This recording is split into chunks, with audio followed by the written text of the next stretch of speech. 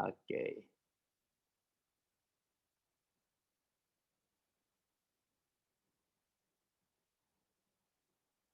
Nah, lah ini kok di sini.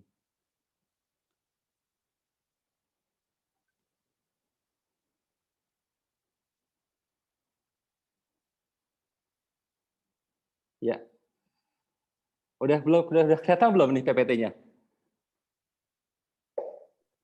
Udah, Mas. Udah ya? Oke, Udah. bisa. Oke, thank you ya. Jadi teman-teman, eee, ini karena recording sih tak mulai dengan Assalamualaikum warahmatullahi wabarakatuh. Saya Waalaikumsalam. oke, waalaikumsalam, thank you banget. Waalaikumsalam warahmatullahi wabarakatuh. Oke, jadi, teman-teman bertemu lagi di Tulisan Naskah Iklan, dan hari ini saya akan share tentang brief. Jadi tadi ya, brief ini adalah proses di mana seorang copywriter mulai bekerja. Jadi, brief ini biasanya disampaikan dalam sebuah meeting, jadi namanya initial meeting brief, terus biasanya digelar sama divisi akun eksekutif karena mereka baru ketemu sama klien. Jadi mereka, merangkum apa yang dipengenin sama klien, terus kemudian merangkum dalam sebuah creative brief, dan kemudian di initial meeting brief ini mereka akan presentasi. Oke, sebelum memulai membedah apa itu brief, kita memahami dulu nih, kalau advertising is all about communication. Jadi semua hal yang ada di sini, itu basic-nya adalah Laswell. Teman-teman, frame of work-nya, atau kerangka bekerja dan kerangka berpikirnya, itu kalian harus petakan dulu nih, mana komunikatornya atau brand-nya, mana komunikannya, siapa yang mau diajak ngomong, terus kemudian pesannya apa, terus kemudian medianya apa, dan feedback yang diharapkan apa. Feedback yang diharapkan ini berkaitan sama objektif ya, jadi tujuan kita berikan itu mau buat apa. Nah ini, basic Laswell ini, basic Laswell udah masih pada inget ya, teman-teman? Oke, masih tenang semua, makasih loh. Oke, jadi basic Laswell silakan diingat. Nah,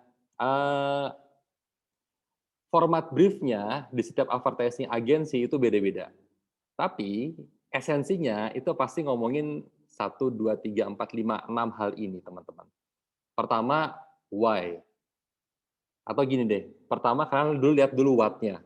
What kenapa di tengah? Karena ini selalu ngomongin produk. What, what itu tuh lebih ke apa ya, jadi produk apa nih yang mau diiklankan. Habis what, kalian lihat why-nya. Kenapa produk ini butuh beriklan? Ada masalah apa emang? Kenapa sih mereka butuh beriklan? Jangan-jangan mereka tidak butuh beriklan. Jadi misalnya gini nih, klien itu sambat ke teman-teman, produkku nggak laku nih. Oke, terus pas pada saat DIY, kalian melihat sebenarnya iklannya bagus, tapi produknya tidak ada di pasaran, distribusinya jelek. Karena berarti tidak butuh beriklan, dia hanya butuh memperbaiki distribusinya. Iklannya dipertahankan saja yang sudah ada. Nah ini yang teman-teman juga harus pahami nih, pada saat meeting harus clear dulu. Why? Kenapa produk ini butuh beriklan? Kemudian lanjut ke sebelah kanannya, who?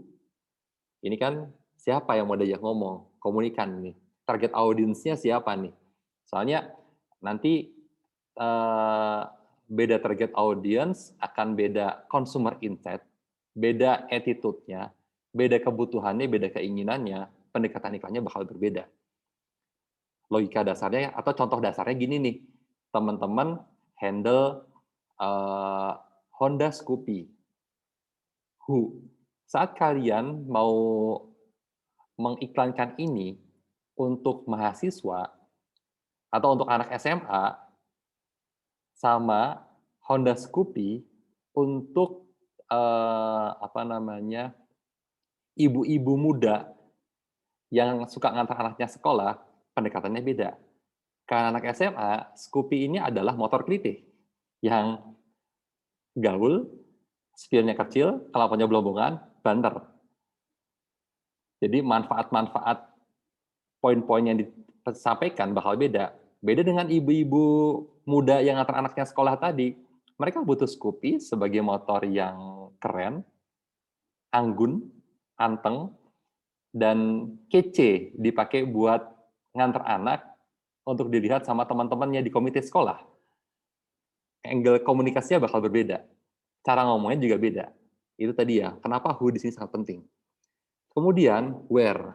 Where di sini adalah di mana iklan ini akan di placement. Mau di Instagram, mau di TikTok, mau di billboard, atau mau di TV. Sama-sama audiovisualnya, di TV sama di TikTok pendekatannya beda.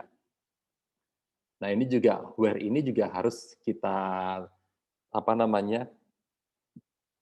teman-teman sebagai copywriter harus nanya ke akun eksekutifnya, where-nya harus jelas, mau di placement di mana. Karena nanti insight medianya akan berbeda. Masuk deadline.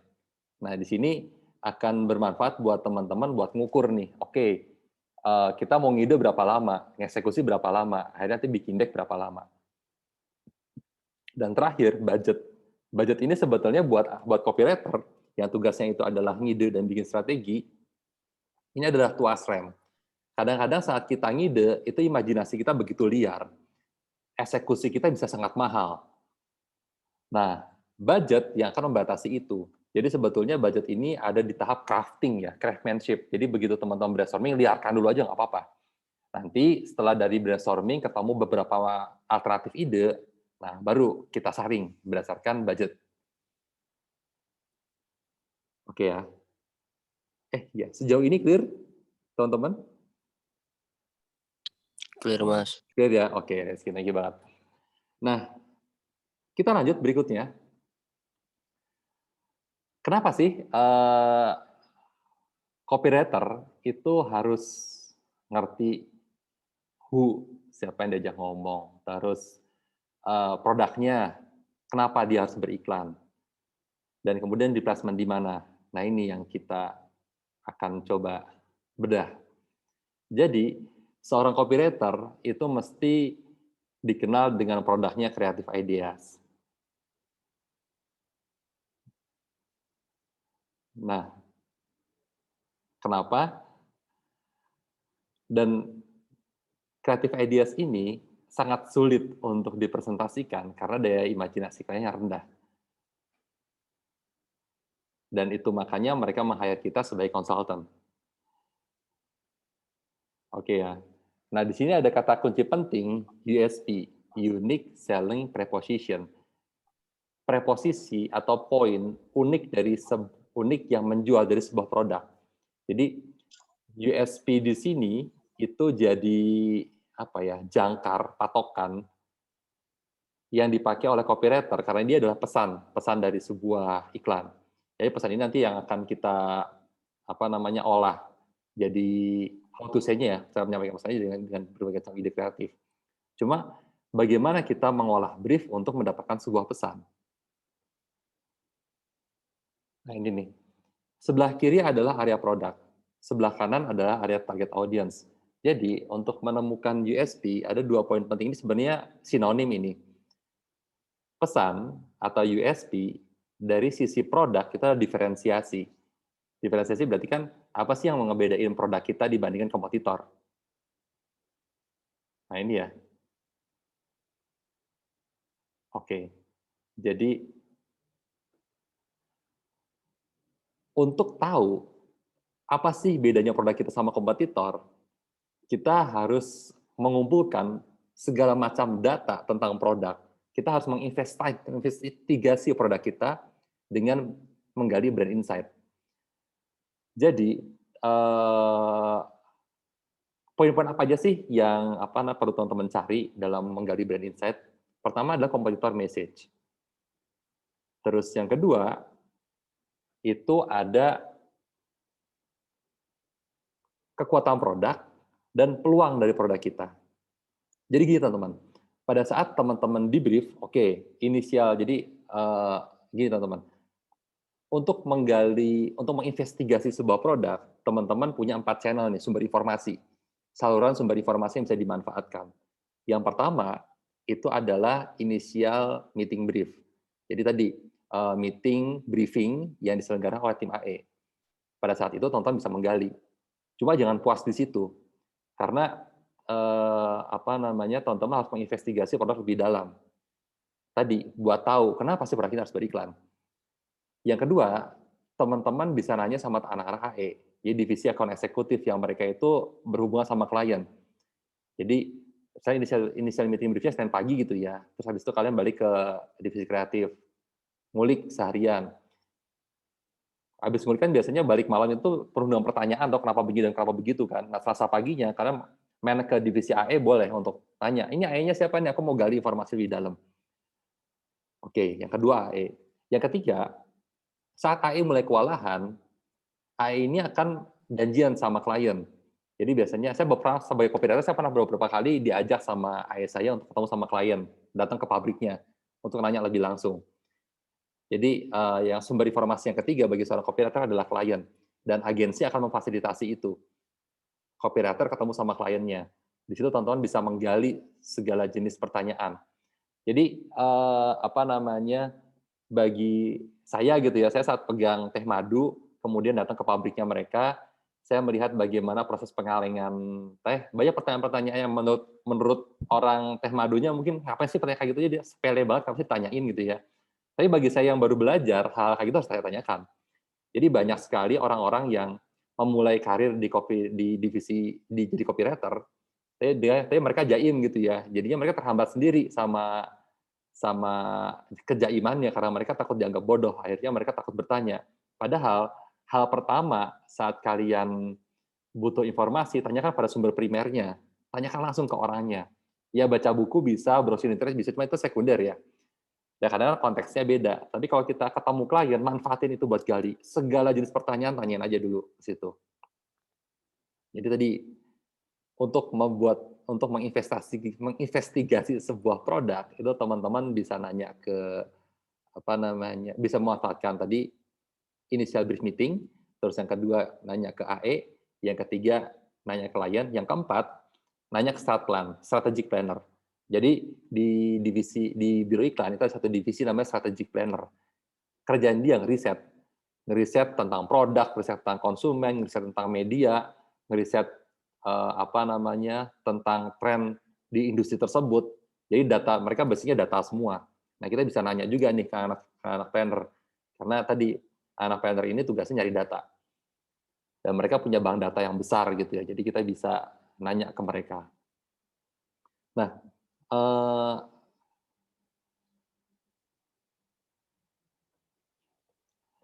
apa namanya?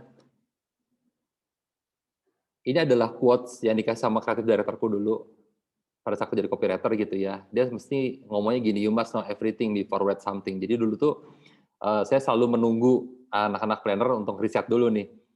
Nanti kalau udah riset mereka, aku jaga ke mereka. Tapi sidiku enggak. Sidiku malah bikin challenge. Sudah, kamu riset juga Wan sebagai copywriter. Nanti diadu sama hasilnya anak-anak planner kayak gimana.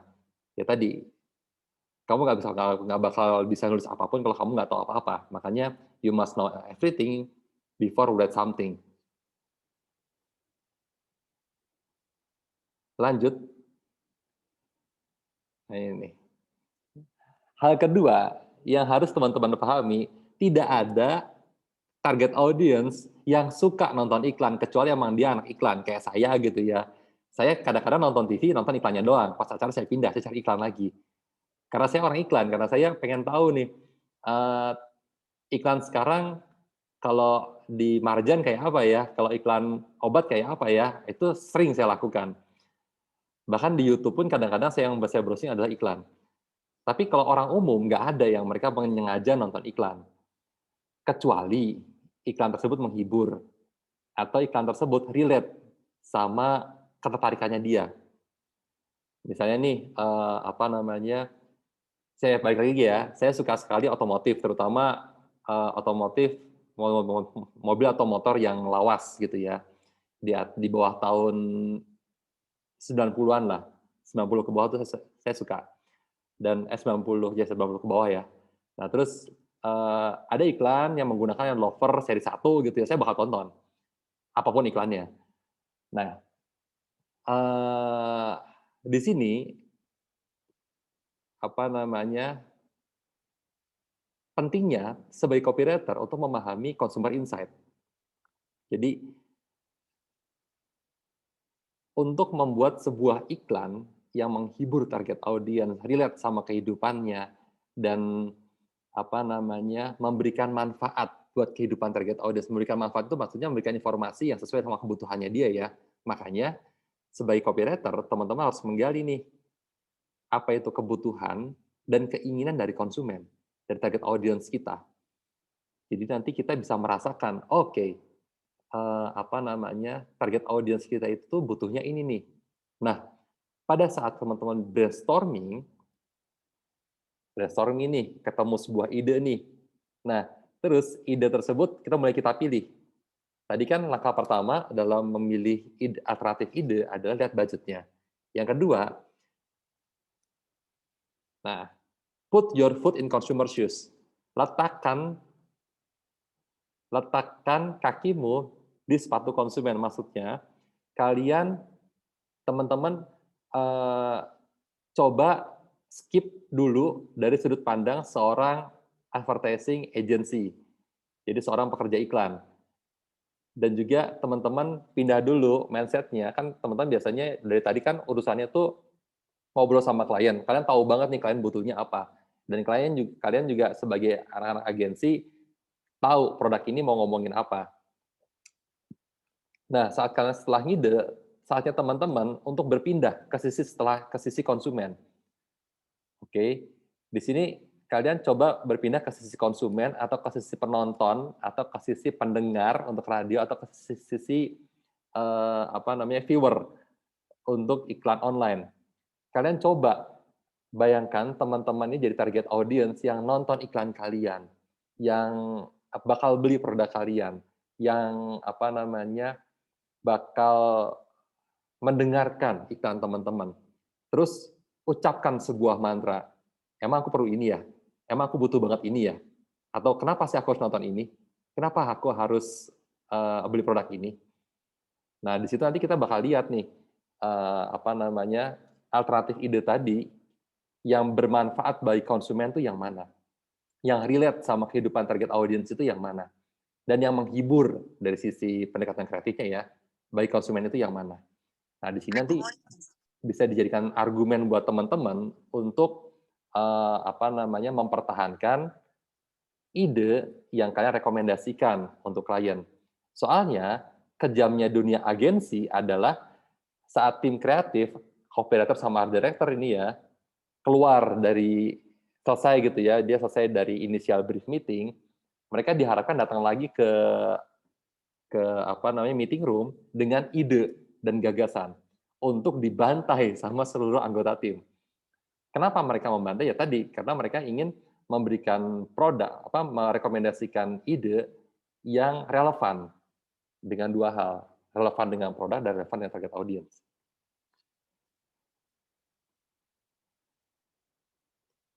Itu. Terus selesai di tahap ini ya. Nah, selesai teman-teman memahami target audience, kalian juga punya pemahaman yang baik tentang sebuah brand, kalian compare. Apa sih yang di-compare di sini? Di sini adalah keunggulan-keunggulan produk, diferensiasi ya, keunggulan-keunggulan produk yang beda sama kompetitor tadi, kita compare sama kebutuhan dan keinginan konsumen. Mana yang match, mana yang cocok. Nah, kemudian ini kita jadikan pesan. Ini jadi kita skip dulu aja.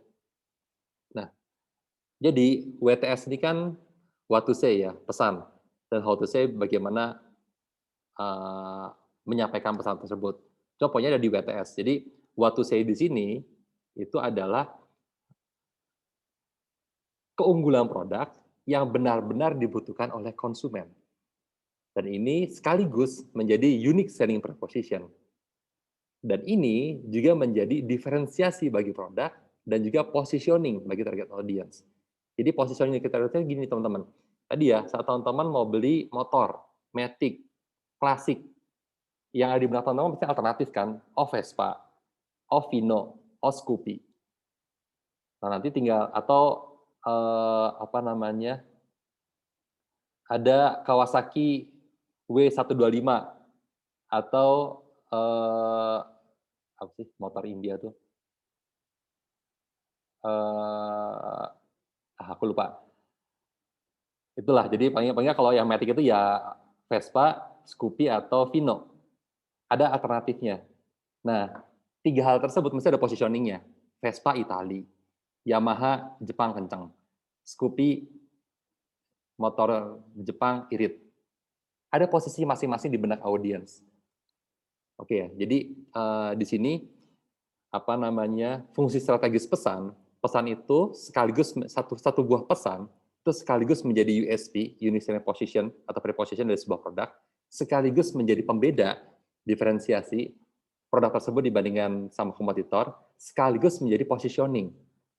Jadi posisi produk tersebut di benak konsumen. Oke. Nah, jadi setelah ketemu what to say-nya, di lingkaran di sini di bawahnya ada HTS, how to say. Nah, HTS ini adalah kerja dari tim kreatif. Saatnya tim kreatif itu mentranslate what to say atau USP atau diferensiasi atau positioning ini ke sisi manfaat bagi konsumen. Tadi, misalnya contohnya gini nih, how to say-nya dari Honda adalah irit, small unit produknya. Message-nya adalah irit. Oke. Masuk ke tim kreatif bakal nanya, oke, ini irit mau dikomunikasikan ke siapa nih? Oh, ke ini, ke apa namanya, anak SMA nih. Anak SMA irit. Nah, kita terus masuk ke anak SMA irit. Nah, yang dicari di sini adalah how to say-nya adalah ya saat teman-teman mau bikin visual untuk print ad atau mau bikin apa namanya storyboard atau storyline cerita untuk radio ad atau TVC, di sini kita gali nih, kira-kira manfaatnya apa nih buat anak SMA kalau dia tuh punya motor yang irit? Oh, dia bisa jajan lebih banyak. Oh, dia bisa pacaran lebih banyak. Nggak cuma pacaran sama satu cewek ini, bisa sampai 2, 3, 4 cewek nih. Karena budgetnya berlebih. Nah, mulailah di-create story. Bikin tokoh, seorang anak SMA, biasa-biasa aja, tapi pacarnya banyak. Karena dia pakai, di endingnya, itu muncul, apa namanya, muncul produk sebagai hero. Dia bisa kayak gitu semua, karena, apa namanya, dia pakai motor Scoopy yang irit. Gitu ya.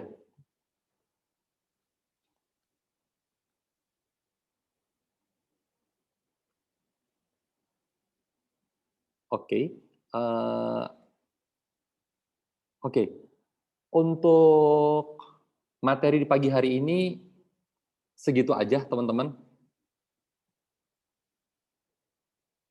Stop recording-nya. Terima kasih sudah menyimak materi pagi hari ini. Kita lanjut ke diskusi ya.